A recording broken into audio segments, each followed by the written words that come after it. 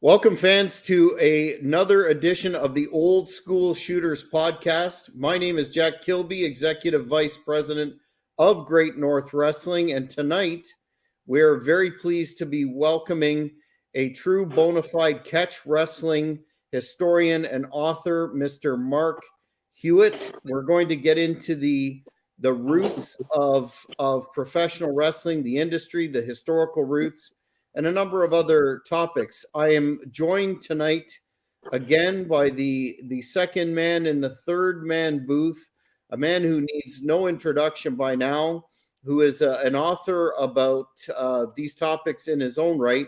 That would be the King of Connecticut. King, how are you tonight, sir? Doing great, Jack, and I'm excited to welcome our guest. You know, you guys had heard in the past, we had Eric Paulson on Old School Shooters.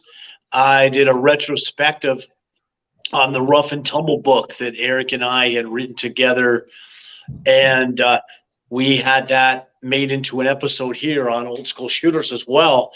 And one of the references that I used when writing that book, Rough and Tumble, was Mark Hewitt's book, the original catch wrestling book that Mark wrote. And Mark is a very, very deep historian as far as going back and chronicling the matches at the turn of the century, 19th to 20th century, the early and also in the early 1900s. Some amazing work he did, and we want to welcome Mark to the show. Mark, how you doing? I'm doing fine, man. It's good to be here. Good to talk with you. I guess we haven't actually talked one-on-one for some years now, but we keep up on social media. And it's nice to meet Jack, and I'm pleased to be here, and thank you for inviting me. Thank you, Mark. And, you know, back in that time frame, going back 15, 16 years, when Eric and I decided to move forward and actually write that book, the Rough and Tumble book. Right.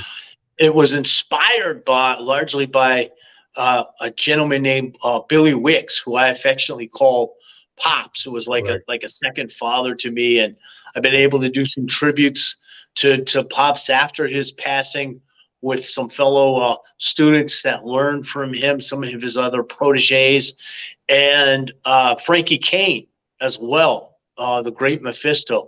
And you did the Catch Wrestling Round 2 book that included some great stories. You had a great story about Christmas night from Pops that was in that book, and we'll talk about that. But before I turn things over to Jack, I just wanted to ask you, you know, kind of the obvious question. What was the inspiration for you in doing the first book, the original Catch Wrestling book?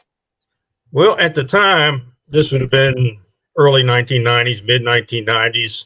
There just wasn't anything, and we were getting bits and pieces, and there wasn't a whole lot out there. Now there's all sorts of books, including your great book, your and Eric's book, which is on my shelf and I still refer to. So I've always been a combat sports fan. Grew up in it. Both my parents were major boxing fans. I've always loved wrestling, rough and tumble, street fighting. I've just been fascinated by mano a mano, you know, one against one. How can one guy overcome another guy? What's involved with that? So toughness. And I've always been fascinated by it. I'm a big history buff.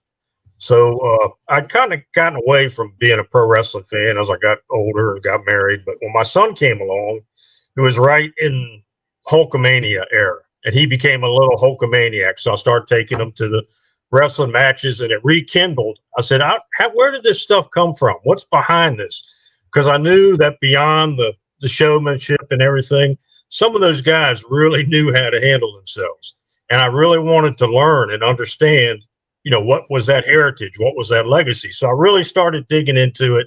I tracked down as many old timers as I could, either visited them or interviewed them. That would include Billy Wicks, Dick Cardinal, Red Bastien, Carl Von Hess, Putnam Monroe, any of those guys that had some experience. So I just really started picking their brains, doing research, digging in through old newspapers and old magazines, and just trying to put some stories together, and discovered some amazing stories that I didn't want them to be lost. So I started trying to reintroduce them, and now there's a lot of people interested. A lot of books have come out. So John Pesek is probably my favorite of them all. So I got to know his family and spend time with them. So I've really tried to just keep alive that heritage and that history. Yeah, when we did our book, we said that John Pesek may have been the greatest of all time, and we sort of made that case, and a lot of that came from your research and your original Catch Wrestling book. And Jack, I want to bring you in here because you're a wrestling historian yourself, and what are your thoughts on this? Because Jack, you've learned a lot in just doing this show with me with the old school shooters about a lot of the real early days of professional wrestling. Well, I think part of the mission of Old School Shooters and the Hannibal TV is largely a channel dedicated to professional wrestling, although we do have a heavy amount of MMA, mixed martial arts content, thanks to the King. And one of the aspects that we talk about a lot, Mark, is the roots of professional wrestling in early shoot fighting. And being somewhat familiar with your work dating back to the turn of the former century, I think it would be helpful to the audience if you could provide sort of a Reader's Digest version of how shoot fighting in the Carnival situation and the riverboats eventually evolved into professional wrestling, just to give the fans that may not be as familiar with that aspect of the business that we keep talking about a primer. Okay. Yeah. I mean, you can go back to colonial times, rough and tumble fighting. They called it gouging because a lot of it was trying to gouge out the other guy's eye or bite his nose off, rip his ear off. It was very rough. It was boxing, wrestling, anything you could do. And there was a time when every town had its toughest guy. The term bully didn't used to mean somebody went around picking on people. It was the toughest guy in that town, or the toughest guy working in the boiler factory, or the toughest guy on a riverboat. You mentioned the riverboats. The riverboatmen, rivers were the original commercial arteries for this country, and the riverboatmen who pulled and cargo and keelboats up and down the rivers, delivering goods, picking up lumber, whatever the case might be, were some of the toughest guys around, and their pastime was to fight. They pull off to the bank of the river, and instead of relaxing, they'd have a few fights. And that was the concept of every riverboat have a champion, and he'd wear a red feather in his cap, and that meant that that was his belt, and he was fair game for anybody to challenge. And as that boat slowly went up the Mississippi or the Missouri or whichever river it was, as they passed little towns, the bully of the town would come out to the riverbank and start hurling challenges, and if they were feeling it, he'd pull over and they'd have a fight, and there'd be side bets would go on. Well, we could talk about that a lot, but that kind of emerged into this concept of toughest guy in the town. Professional fighters started evolving, who would travel, and they'd go around and they could make money meeting these toughest guys in each town as they went around. And that's kind of the evolution. And in vaudeville theaters, burlesque theaters, carnivals, circuses, Wild West shows, they would feature wrestlers, and the wrestlers would take on all comers. Carnival athletic shows, there was a day when the biggest attraction on a carnival was what they called its athletic show, or AT show for short, where they would have a group of wrestlers who threw out a challenge. Here's money. If you last with me 10 minutes, you get this much. If you beat me, you get this much. And a lot of the guys that Matt and I talked about earlier, that was where they cut their teeth. Billy Wicks and Carl Von Hess, they traveled with these carnivals as just out of their teens, and they learned the hard way, because the guy who ran the ad show didn't want to be handing out money. So they learned quickly how to quickly get a win. And they've all told me pretty much that they couldn't pin the guy because the town people would say he wasn't pinned. They had to make the guy audibly and loudly say, "I give up, uncle. I had enough." So they had to force a submission. So that was that legacy of submission wrestling that was the undercurrent that carried through professional wrestling, and it's gone on from there. So there's a great, almost like a hidden legacy or history that was there, but it was being ignored because people think pro wrestling, they're just putting on a show, they're just working. But underlying that was some very, very skilled and tough guys, and what I consider North American martial art, and that is that authentic, legit catch as can wrestling, which was passed on down through the years to these guys, and it certainly has revived. And we see, what the state of submission grappling is today. It's really made a resurgence, but the roots of it are what you alluded to there, Jack.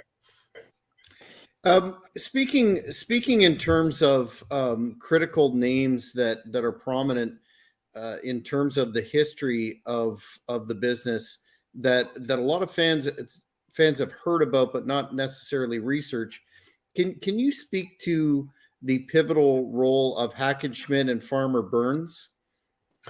Okay, well, Farmer Burns was kind of the daddy of them all when it came to catch wrestling in this country.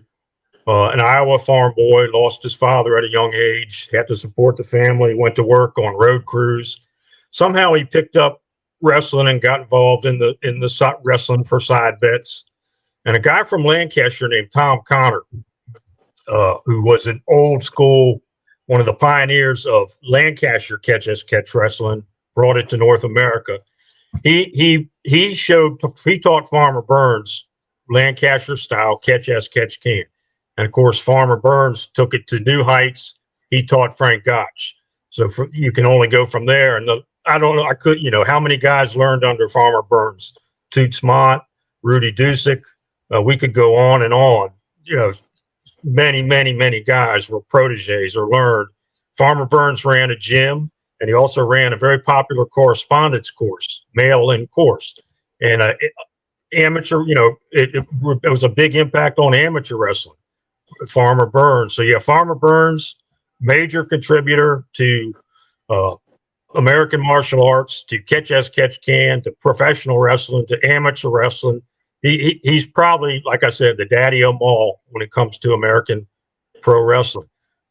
George Hackenschmidt, the Russian Lion, he kind of represented the old continental European strongman, weightlifter, Greco-Roman wrestler, a celebrated, in Europe, came to America. People were intimidating. They were saying that he was going to tear Gotch's arms off his body. He was so powerful and strong. But of course, we know that wasn't what happened.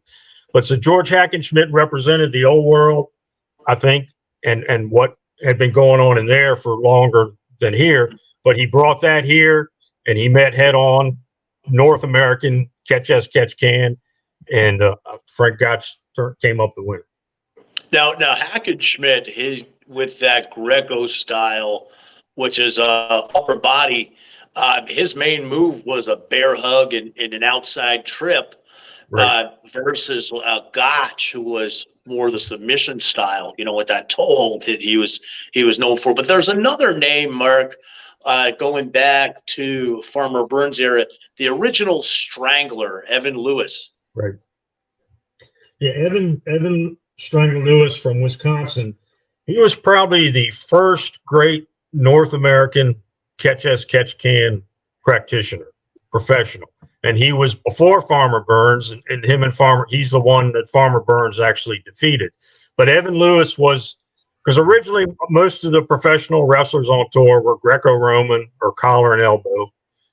And then when catch as catch can started taking off, late 19th century, beginning of the 20th century, Evan Lewis was pretty much prominent. Tom Jenkins came along later, Frank Gotch. But Evan the Strangler Lewis, and that's another case. There's been some debate recently that I've tried to weigh in on. Everybody's entitled to their opinion, but some people have been saying that submission wasn't originally a part of catch as catch can, that it was introduced much later by the Japanese jiu-jitsu judo guys. Well, you can go back and see submission wrestling going on in catch as catch can, 1880s, 1890s, probably even before that. But I've tried to document it. I put up a post on Jake Shannon put it on his Scientific Wrestling Facebook page. It's called Greek George and Submission Wrestling in North America.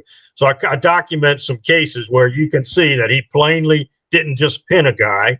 He made him audibly cry, "I've had it. I'm enough. I give up." So that's to me, there's facts are facts there. So what was I got away from my question? You asked about? I'd asked about Evan Strangler. Evan Strangler Lewis, which you did a great job, explaining his contribution. And of course, we know Frank Gotch was noted for the toe hold, but a lot of the submissions from the early practitioners were submissions that were used to get guys on their back too, to be pinned as well. Right. Well, that was a way of giving up. Just roll over on your back before he breaks your arm, or get him in a body scissors and an arm lock of some sort. Torque him, pressure him, level him down so that he has no choice but to just let his shoulders, because the official rule book is a catch as catch can match ended with a pinfall, a fair back fall. But submissions were also used. So like you said, Joe Stecker, Frank Gotch, they used their holds primarily to make the guy flatten out his shoulders to the mat, to the canvas. So that ended the match. So that is very true. Yeah, and like you said, in the Carnies, it was you had to get the submission to beat the local town. Tough guy. And it's interesting, Mark, because we had Pat Miletich on the show. He's one of my favorite guests, too, from my old podcast, King's Court. Pat's a great guy, and his uncle, who fought in the Olympics, was a barnstormer. And then the Carnival was his great uncle back in Iowa. Of course, Pat's an Iowa boy, and he's got some great stories. His uncle fought for the world title, was against Max Schlemming, Jack, if I recall correctly. So he's got some great stories too. And, wow. And Pat's a guy that I told Curran Jacobs, who did a documentary called For the Love of Catch. Curran was just on the show recently, and I put him in touch with Pat, because I said, the next time you do a documentary, you've got to have Pat Miletich on there, because Pat's got all the old books, Liedermeyer and Frank Gotch books. He's a real historian, in addition to being really, in my eyes, the most influential man in UFC history, because not only was he welterweight champion, but he had all the belts at one point with Matt Hughes, Robbie Lawler, Tim Sylvia. And a lot of people look at that fight when Matt Hughes dominated Royce Gracie when he came back, showing the dominance that wrestlers had over the early UFCs, which were more of a BJJ infomercial.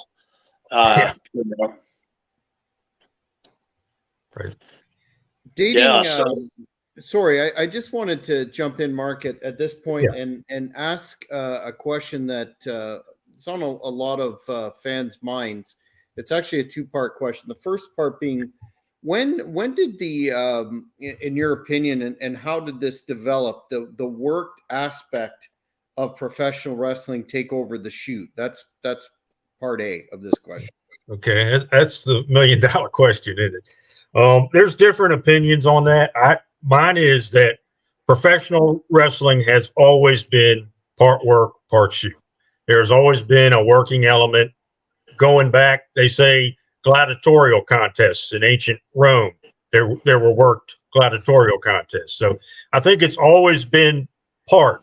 The difference, I think, in what was and what is today is that even in the working era, there were shooters. There were guys who could really shoot. And they did occasionally really shoot, either by agreement or they might have double-crossed the promoters or whatever. But I think shooting was very strong in the early 20th century. Probably more so among the middleweights and the lightweights and the welterweights. There were some really, really tough catch wrestlers in that era. But it slowly evolved into almost 100% work. In time, there was too much invested in it from the promoters. They they wanted to sell tickets. Money was the biggest factor probably. So it did become work, but I think there was a time when it was back. There was some shooting, there was some working. Frank Gotch, shooting, working, whatever was needed for that night, whatever was called for. If you were on the road barnstorming and putting on performances in vaudeville theaters, it was probably just work. You were trying to sell tickets or to make money. But when you had to put it on the line, they put it on the line. And that was probably the big difference.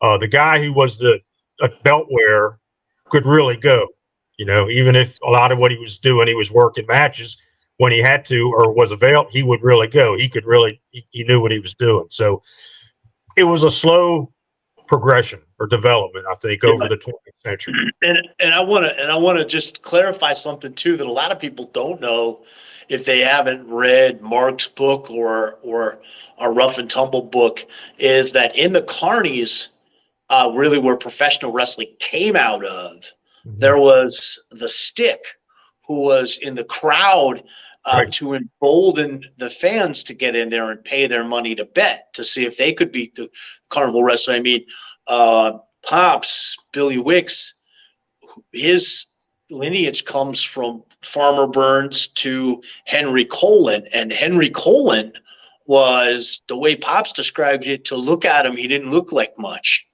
but he could take you down and he could break bones. And what they do in the carnivals is they'd have a Stick come in from the crowd to go up against the carnival wrestler and give the carnival wrestler a competitive match and maybe look like he took his money against a guy like a Henry Colin. And then the folks in the crowd, they would look at this guy and they'd say, this guy, Henry Colin, doesn't look like anything. And he'd come in and Colin would have him for lunch and take his money. That's the way it worked. And the other thing that Pops always told me was so important in the carnies was the barker. The guy that would be on the stick, as they used to call it, on the mic, and he'd say, "I know all you punks, you beat your wives. Why don't you come up here and see if you beer bellies can beat my wrestler?" So it was that performance aspect that came out of the carnies. And what really irks me, Jack and Mark, is when a lot of these young punks that are wet behind the ears today that don't know a damn thing, don't know a wrist lock from a wristwatch, they use the term carny as a pejorative. I offer any of them to come in the ring and I'll stretch them like a rubber band, because carny is a term of endearment if you understand professional wrestling and professional wrestling history. Right. A big amen to that. There were some tough guys in the carnivals who traveled with the carnivals. My old buddy Carl Von Hess used to always say, "Don't knock carnivals to me. Some great men came out of the carnivals." And that was a tough breed of man. And I don't think they're we're going to see them again. Could you imagine just you going from town to town, sleeping under the truck, and you have to take on 5, 10, even more guys a day in legitimate shoots? Most of them you could easily put away. But like Matt pointed out, they did employ a stick, an outside man, and he would often be dressed up in overalls with a hayseed, chewing on a haystalk or something, and look like a complete rube. But he was part of the show. They'd work him in and to put on a good show, because usually you talk to Billy or Dick or any of those guys, they'd say, we really seldom had any real opposition from the challengers. So we had to put on a show. We'd have to get our own guy in there where they could wrestle a match to get the fans' interest. And they'd have one show and then they'd sell tickets for the evening show. They'd want that to be, they'd want to get some heat involved. So if the guy almost beat them or they went to a draw, then the fans would crowd back in there to buy the tickets and watch the blow-off match, is what they would call it, the big end of the week match. Yep. And, it's interesting when we look at that history and how it progressed. There would be towns where there were great amateurs in the town. And they had to use the submissions. And I want people to go back, and I want you to look about 20 years ago, maybe a little more than 20 years ago, now probably, to the Contenders submission series where you had Dan Henderson against Frank Shamrock. Frank Shamrock coming from the catch lineage, and Dan Henderson being an Olympic wrestler, and how Shamrock submitted Henderson in that contest. And then Kenny Monday too, how he was submitted. I'm trying to recall who submitted him, but it was another guy who came up through the catch was it lineage. Matt Hume? Matt Hume? Yes, it was Matt Hume. Absolutely. Yeah, you talk about Mr. Pancras, and talk about that, Mark. Talk about Shuto and Pancras and rings and the early Japanese fight promotions and their catch wrestling lineage. Well, what we've been talking about was almost lost here in North America. People weren't that interested, but the Japanese picked up on it, and they really loved it. And guys like Billy Robinson and Carl Gotch went to Japan and became icons, became heroes, and they began to teach these Japanese guys catch as catch can and authentic, legitimate, wrestling skills. And the Japanese went wild with it, and it's kind of one of the big streams that led to modern MMA was what was happening in Japan. Now, there were some guys doing it. The Dutch guys were also really tough, and they were kind of working on getting just some authentic fighting back. But before the UFC, before any of that, there was similar things going on in Japan, whether it was, Pancras, Shuto, Sayama.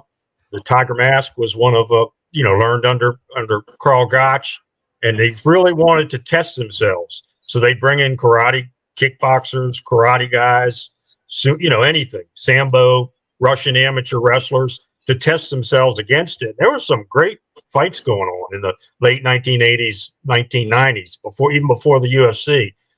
That's what I first caught wind.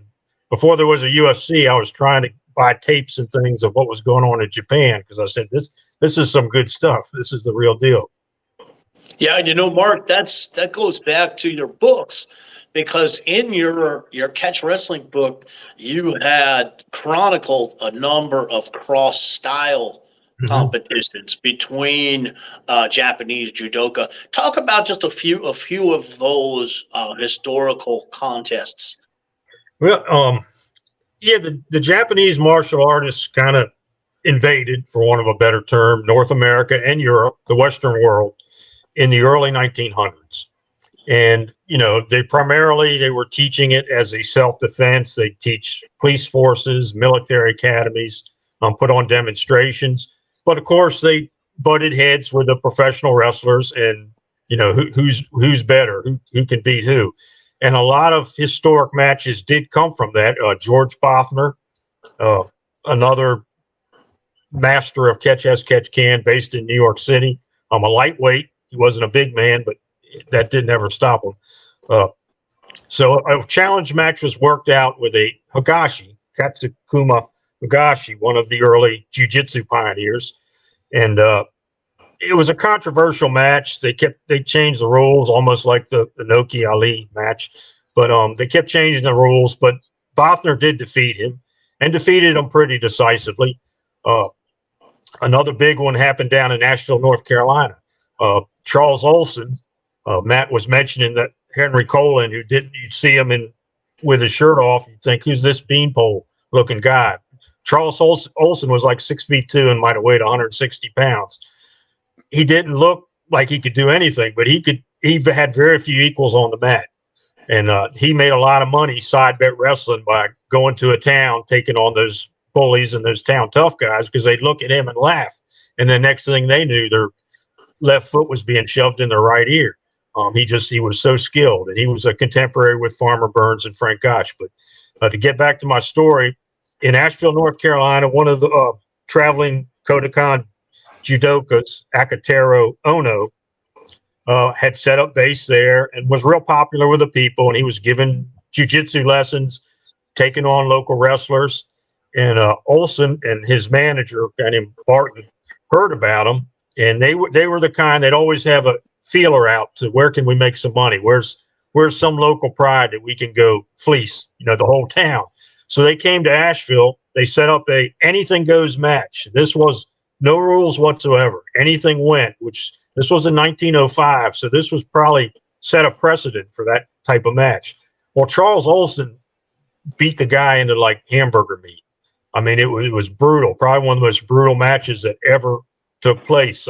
Headbutts, fist, kicking, punching, beat anything I think we probably would see in modern MMA. But and he was outweighed. This was one of the bigger of the Japanese guys. He was 215 pounds. Olson, like I said, was about 160, 165 pounds. But that was a very decisive victory. So I'm not knocking jiu-jitsu, judo, Japanese martial arts at all, but I feel that North American catch-as-catch-can met that challenge from the Japanese martial arts world head on and proved themselves. Yeah, we have a super chat from a guy named Super Liger asking your opinion of Antonio Inoki. King, I know what your opinion is, but Mark, this one's for you. Yeah, I've always been a fan of Inoki. I was a late teenager when there was the Inoki Ali fight. I wish it had been more of an action-packed fight. The Wepner Andre the Giant fight was a lot more exciting to watch.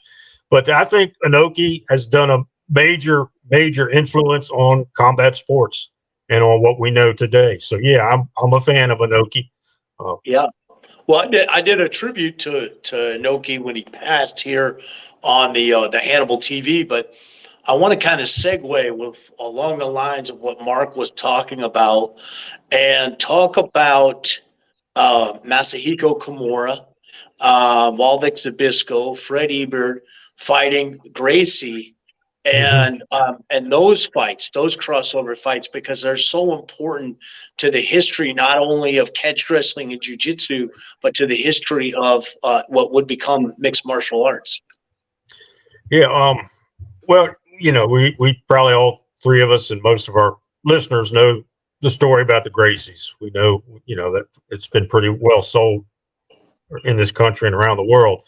But the Gracie brothers, Carlos, the oldest, and George, Helio, and so the other brothers, Oswaldo and Gastillo, I think is the other one. But Helio or George Gracie was probably really the Gracie family champion.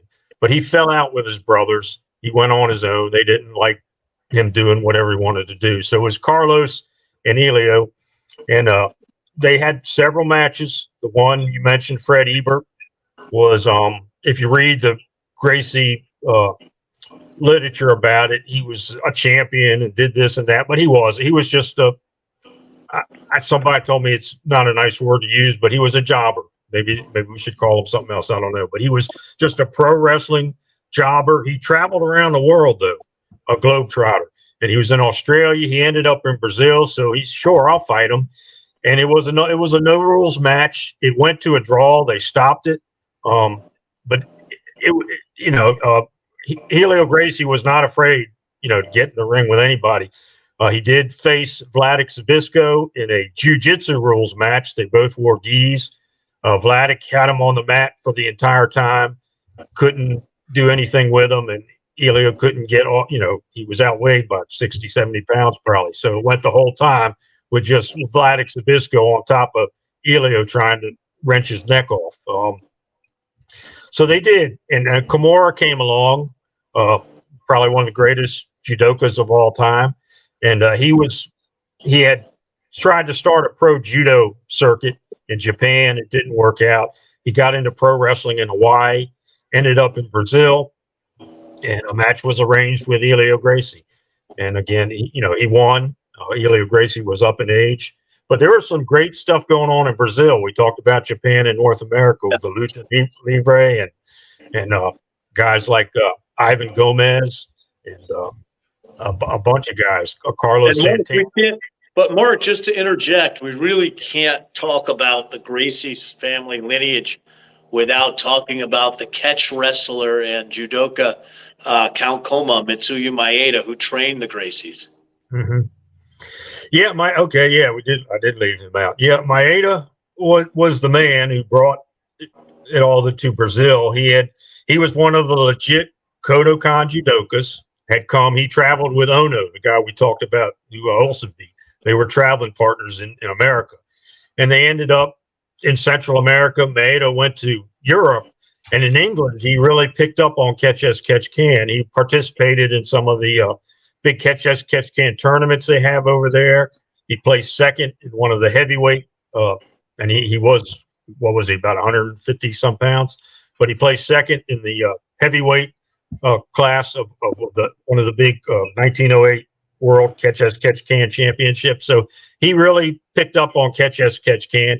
Ended up in Brazil, started teaching, and influenced, of course, the Gracies. Had that, it influenced the whole world from that. But yeah, Maeda, another tough guy. I wish we could uncover more stuff about what he did in America. I've only can find a few references and maybe 2 or 3 matches that he actually had in this country. But apparently, I'm sure he had a lot more. They spelled his name so many different ways. That might be what's tripping us up, trying to find him through the search engines. Yeah, he was so enormously influential, and when we have to look, when you say catch wrestling, that was the roots of jiu-jitsu's lineage as well, which folks rarely ever point out. Mm-hmm. Yeah, grappling belongs to the ages, so it's a moot point sometimes where some of these things people try to argue about. It's grappling is grappling around the world. You can go way back to ancient pancration, if you want to go back far enough. Absolutely. So, Jack, I want to bring you in here. You're listening to all of this. What are your thoughts? Did you know a lot of this history?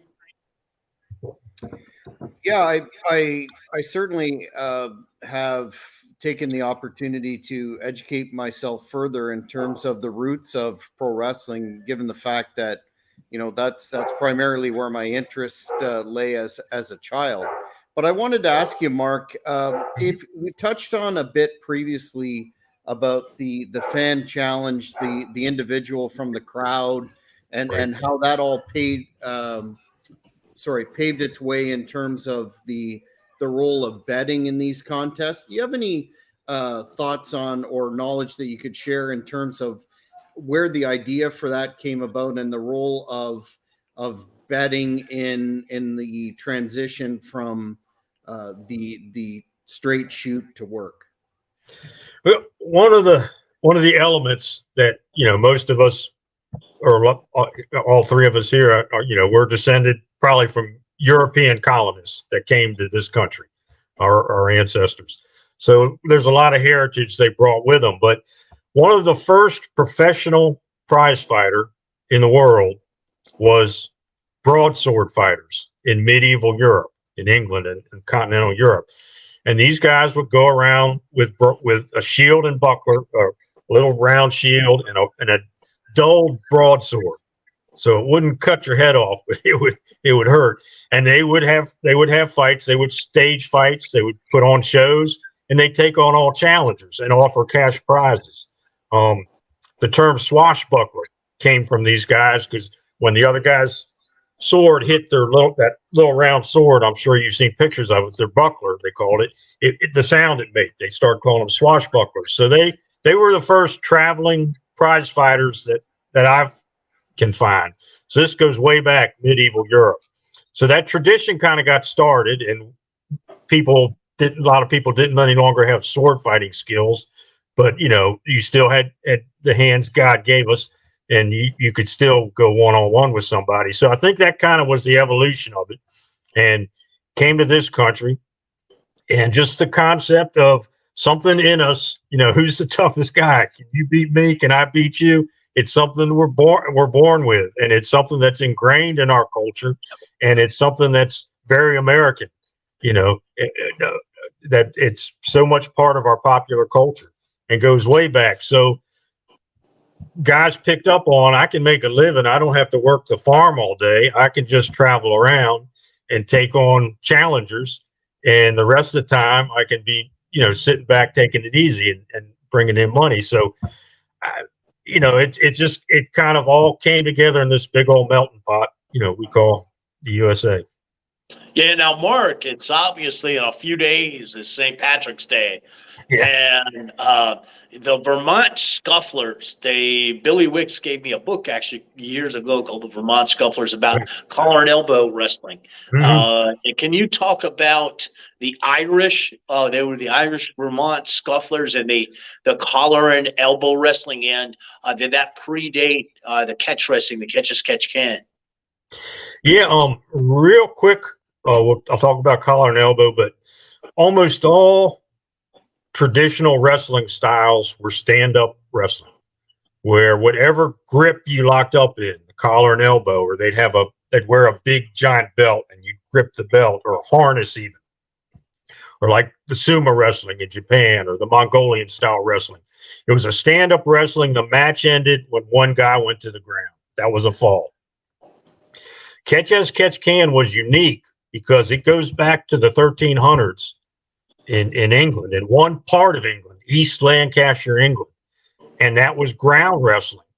And the British people said, only animals roll around on the ground. Dogs do that. It was ungentlemanly. So the rest of Europe was frowning on that. Oh, those Lancashire miners and textile workers, they're like a bunch of dogs. A lot of them came from Ireland. A lot of them were immigrants from Ireland. So that's what separated catch as catch can from most other traditional wrestling styles. Collar and elbow, you mentioned, was a popular Irish traditional form of wrestling, where they would lock a grip, one arm on the collar, one arm, holding the other guy's elbow, and you would hold that grip. And if you let that grip go, that was a fall too. You had to maintain that grip, but through heaving and pushing and tossing and leg trips and sweeps, you tried to get the other guy on the ground. And once he touched the ground, usually it was one shoulder and two hips, or two shoulders and one hip. Once that touched the ground, that was a fall. So the match was over, or at least one fall was taken. It was really popular in early United States, like before the Civil War time. And they were professionals. And I think Barnum and Bailey Circus carried a collar and elbow wrestler at one time. So they were wrestling for side bets. They were professionals, but there was no ground grappling involved in it. It was all strictly stand up, lock, hold, put the other man on the ground kind of deal. Yeah, there was a wrestler named Ed Decker that was P.T. Barnum's. He was P.T. Barnum's guy, and P.T. Barnum used that kind of take on all comers style of wrestling. And he had a tie-in with the Solid Man of Sport, if I recall, William Muldoon. You remember, who was a great wrestler, but more in the Greco-Roman style. Right. Now, there's a lot of folks will talk about Abraham Lincoln, who was a wrestler. And now the style that Abraham Lincoln competed in, what was that? Was that more the collar and elbow, or was that more a catch as catch can style? What usually the illustrations you see, it looks like it's catch as catch can, but I think history will show that it was some form of a side hold wrestling, where they tie a big bandana around their waist, and you'd grip that bandana, and it was a stand up, throw down style. I've also read that Abraham Lincoln was also a very good rough and tumble fighter in his day, but he was not. I cannot find any documentation that he was a catch as catch can wrestler. As we know, this is an interesting historically, and you're the guy to ask. Would he have predated it, or when do you think? Like, when would you pinpoint that catch as catch can started in America around a certain date? And would Abe Lincoln have predated that? He predated it, because I think catch as catch can, we really don't start seeing it till the 1870s, really 1880s, 1890s. It's predominant. It went from collar and elbow to Greco-Roman, then to catch as catch can. So by the turn of the 20th century, 1900, early 1900s, it's catch as catch can. Greco in the North America was being faded out, It was still big in Europe.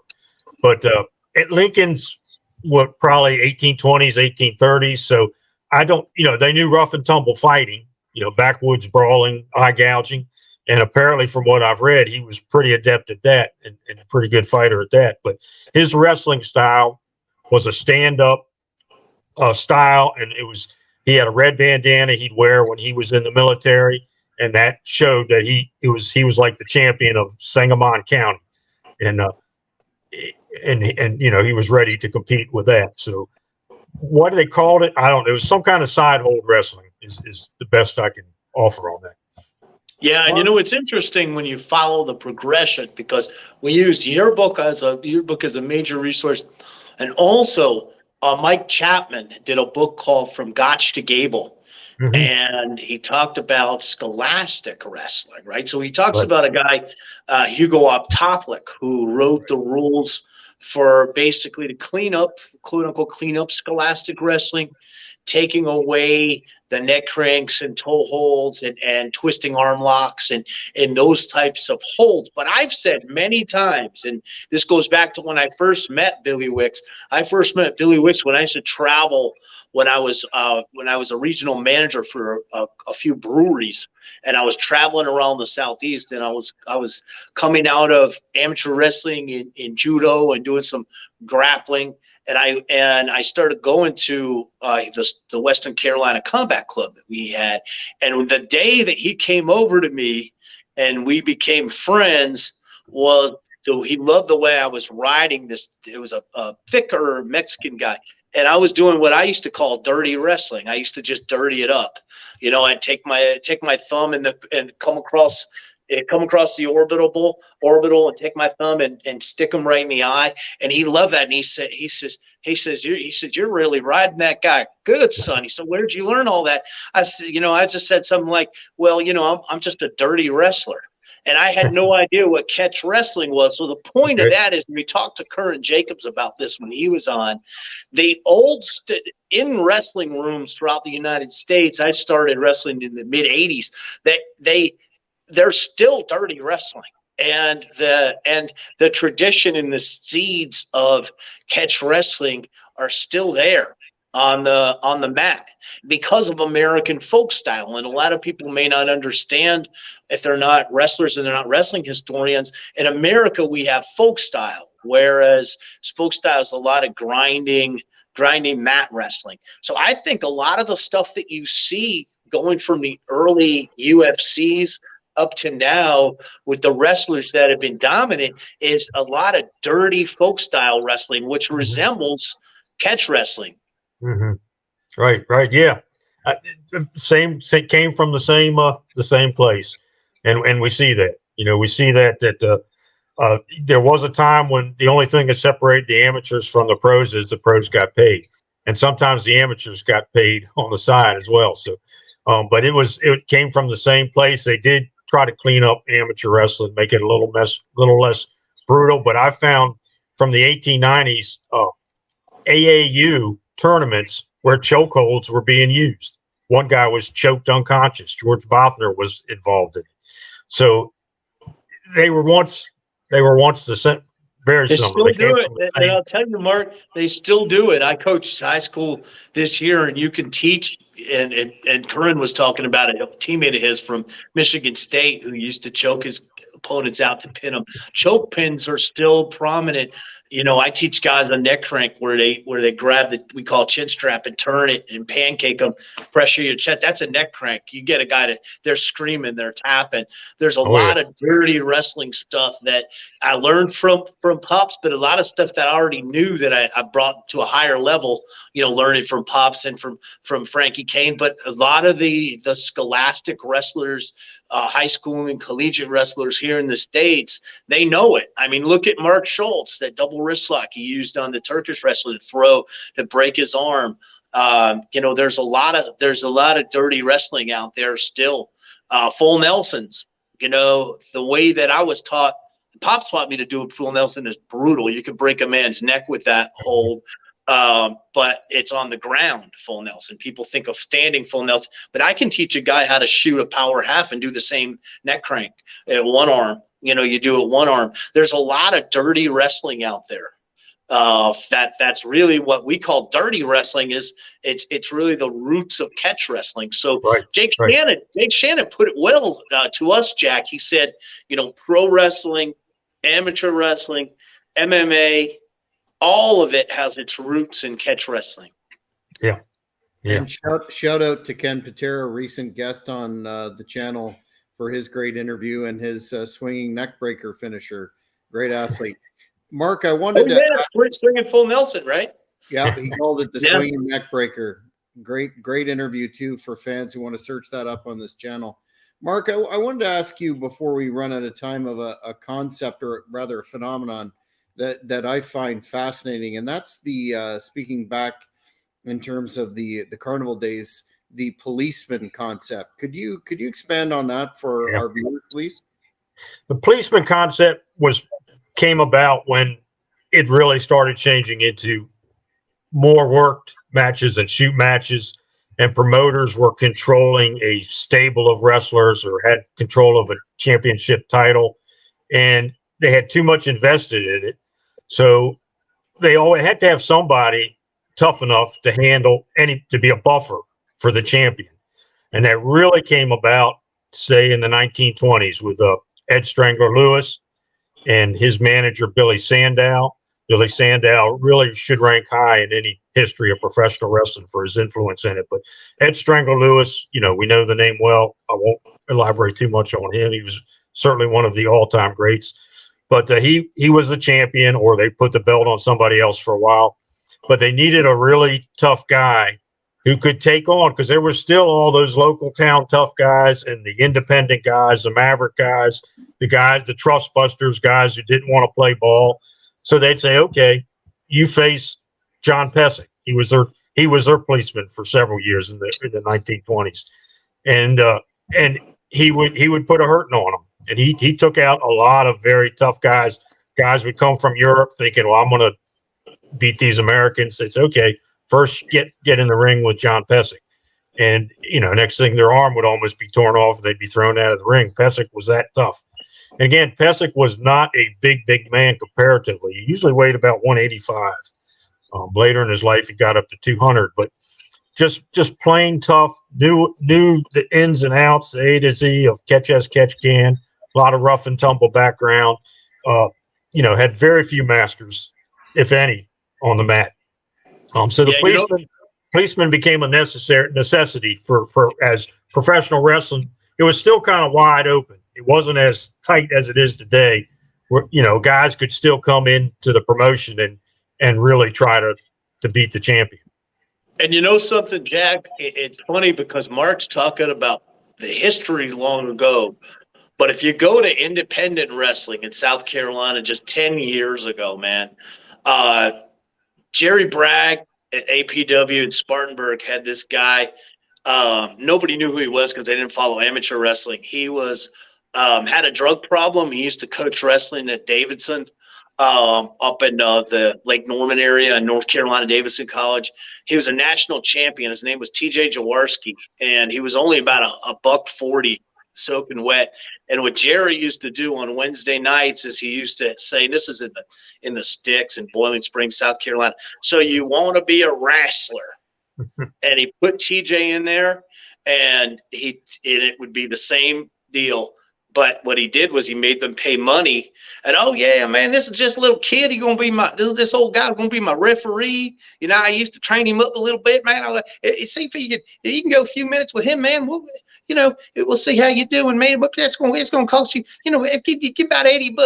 $80. That's how we'll see if you're tough enough, man. You want to be a wrestler? You beat my referee. And then TJ would just yoke the kids, the guys, and and then they go into town and they tell the story, and that's what professional wrestling is. Right. And the roots of professional wrestling are still alive and well. Make no mistake about it. In small town USA, the big promotions, they may have forgotten that. You may not see shoots. But that's not the case in a lot of the areas in the backwoods and the sticks in South. And I just wanted to mention shout out to a former guest on our podcast here, William Harding, who's famous for the Sugar Hold Challenge and the situation with Mr. Roop in Florida, who's unfortunately had some health issues as of late, but really excellent interview. If you want to get into that, search that up on the channel. Mark, are you familiar with William Harding and Bob Roop? I've heard that story, and I am familiar with Bob Roop, and you said he's not doing real well health. It has been on my list to call him and pick his brain about. So I have some questions for him. I'd like to ask him some things, because I know he was involved in some of the early tough man contests they had down in Florida, pre MMA. They used to have there was a fad in those, and him and I think Bob Orton Jr. and a few of the wrestlers in Florida at the time went and competed in some of those. So I did want to ask him about that, but I know I have heard that story about the Sugar Hold. Yeah, the Sugar Hold. William Harding, the only guy ever to take the promoter's money there. Now, we had him on to talk about it. Now, I got to say, Mark, have you heard The Undertaker when he was on Joe Rogan's podcast? I did not. It's not. Oh, man, you got to listen to it. My son told me about that. Yeah, my son told me I have to watch that. He talks about how he tried to get into professional wrestling and coming through Mad Dog Buzz Sawyer's school, and how Buzz Sawyer just beat the hell out of him and stretched all the guys, and took their money. And this is a thing that people need to understand, because I think a lot of people don't get it. The roots of catch wrestling, and I want to make this point strong, they're still in amateur wrestling, as I talked about. We talk about dirty wrestling. They're still in professional wrestling, as I talk about, and they're still very strongly in mixed martial arts. It's not something that ever died. To the opposite, to the contrary, is still strong in all aspects of grappling combat sports. It is, and it's not going to go away. Thanks to guys like yourself, like Jake Shannon, John Strickland. You guys are keeping the legacy going. The old timers like Billy Wicks and Dick Carno would be proud and pleased with the state of the art. Thanks to guys like you, Matt. Thank you, and to you, Mark, and your great books. Now, let people know, how can they go about purchasing your books? They are out of print. Paladin Press went under, my publisher. I have the rights to them. I'm trying to get them back.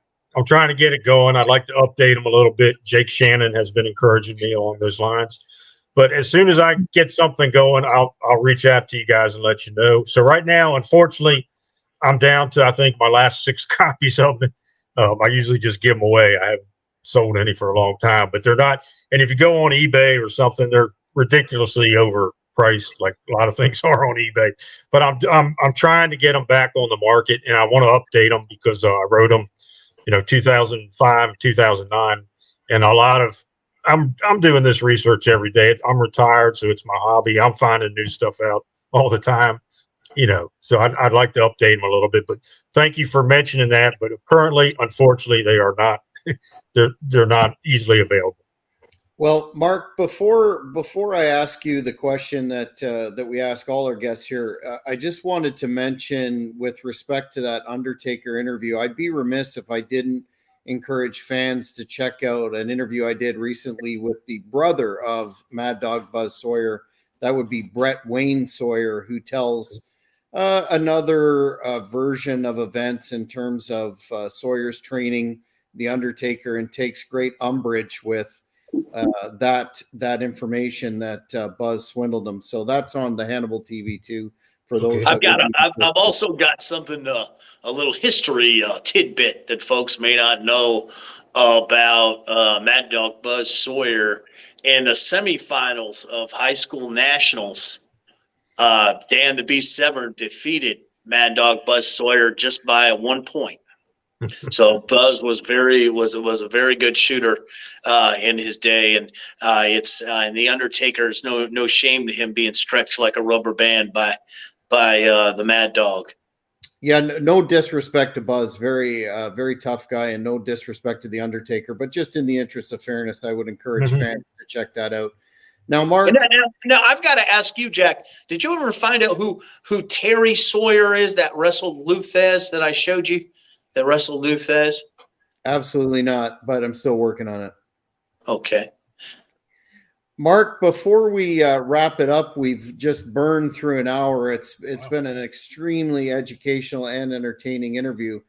The premise of Old School Shooters is just that. We're individuals of a certain vintage that remember what we refer to as the good old days. But I always ask, what does that concept of being old school mean to you? Not just in terms of catch wrestling, pro wrestling, the business, but as a concept yourself in your lifestyle, and in comparison to some of I think we hit on some of it here in terms of the generation that great generation that were truly tough, and now feelings get hurt with words, and words hurt some of the individuals today. So what does being old school mean to you, sir?